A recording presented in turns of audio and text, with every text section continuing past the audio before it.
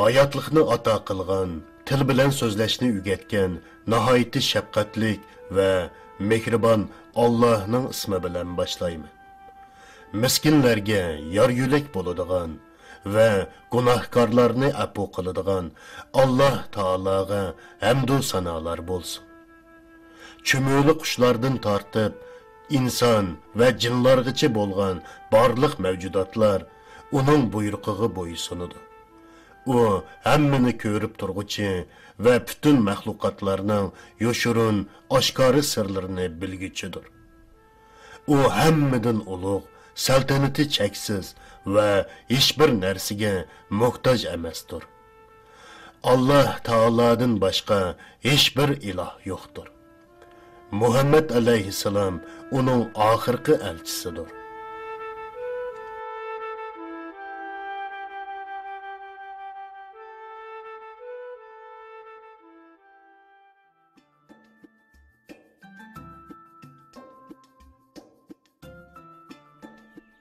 Canım ana, namaz İslam'ның bir şartı şundaqmı? Şundaq umaq oğlum, namaz İslam'ның 5 şartıdan biri.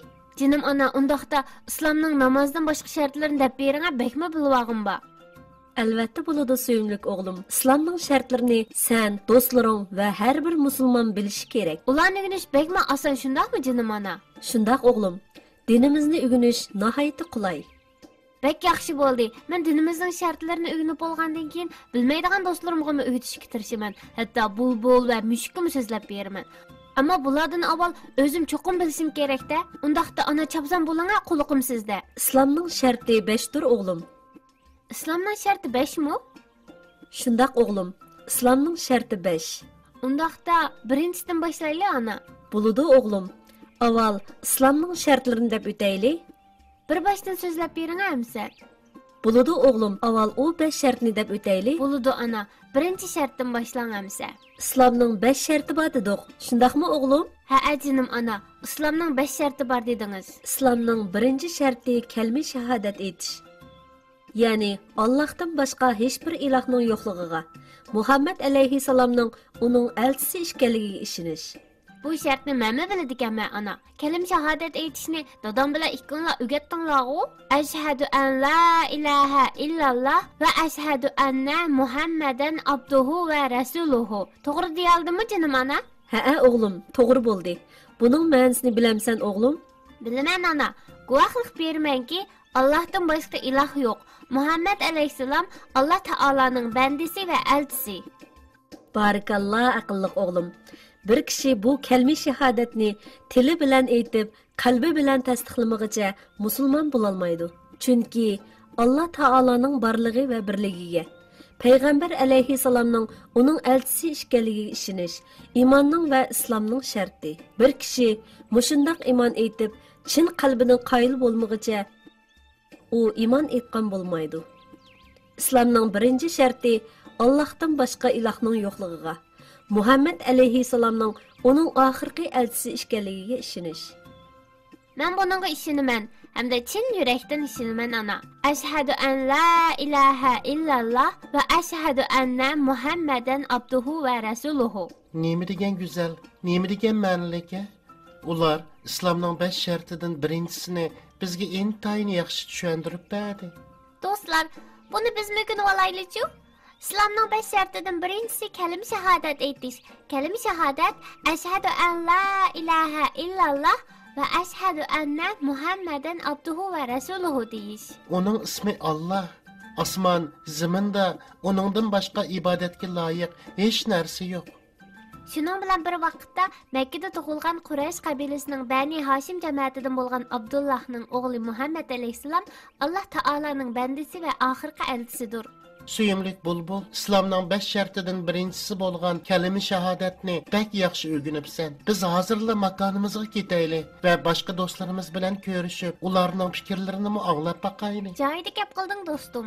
Başqa do'stlarimiz bilan ko'rishib, ularning fikrini anglab beqish oqilona bir ish. Undaq bo'lsa, darhol yo'lga chiqaylik.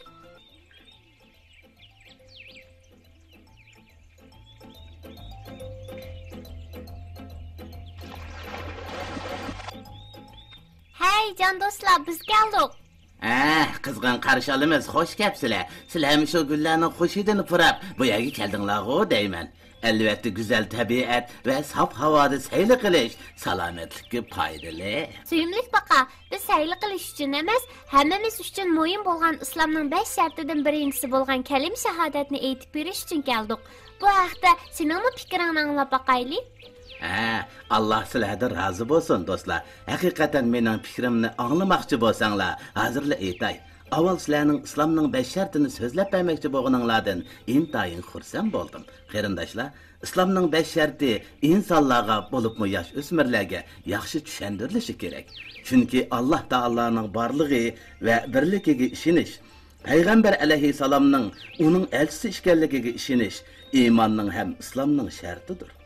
Endi ruxsat qilsanglar, huzuringlardan ayrilmoqchiman. Birdamdan keyin ko'rishaylik.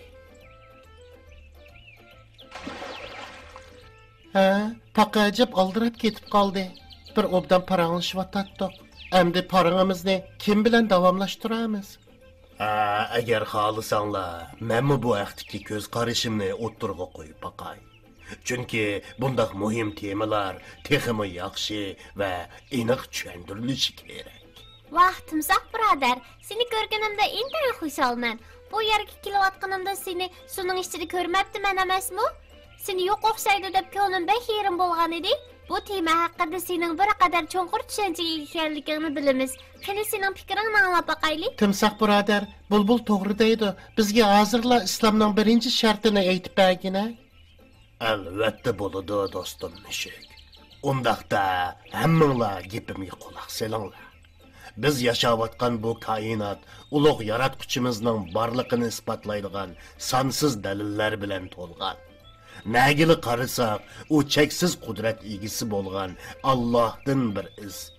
Qayergili borsak, karamlik Allohdan bir asar uchraydi. Olamlarning Rabbi va yegona egisi bo'lgan Alloh taologa guvohlik beramanki, Allohdan boshqa iloh yo'q. Muhammad alayhissalom Alloh taoloning bandisi va elchisi. Ashhadu an la ilaha illalloh va ashhadu anna Muhammadan abduhu va rasuluhu. Guvohlik bermanki, Allohdan boshqa iloh yo'qdir. Guvohlik bermanki, Muhammad alayhissalom Alloh taoloning bandisi va elchisidir. Vah, suyimli do'stlarim, nima degan yaxshi kalim shahodatni nima degan go'zal aytdinglar. Atrofimizda yuzlarcha, hatto minglarcha rengarang gulchechaklar bor. Ama en güzel gülçecek kelime şehadattir. Dostlar, hammalarga chin ko'nglimdan salom. Kepenak bilan gulchechaklar ustida uchib yurganda sizlarni ko'rdimda darhol bu yerga keldim. Islomning shartlaridan biri bo'lgan kalima shahodatni deyishayotganinglarni anglab, qanchalik xushal bo'lganimni aytib bera olmayman. Qadrli do'stlar, hammamiz birlikda yana bir qatim aytib boqaylik-chi. Ashhadu an la ilaha illalloh va ashhadu anna Muhammadan abduhu va rasuluhu. Yiroqdan paranlarni anglab, quloqimga shunda xo'sh yoqdiki, hayojonimdan turamay, yeninglarga keldim. Islomning birinchi sharti bo'lgan kalima shahodatni nihoyatda go'zal va yiqimliq aytdinglar. Undaqda do'stlar, islomning ikkinchi shartini biladiganlar bor.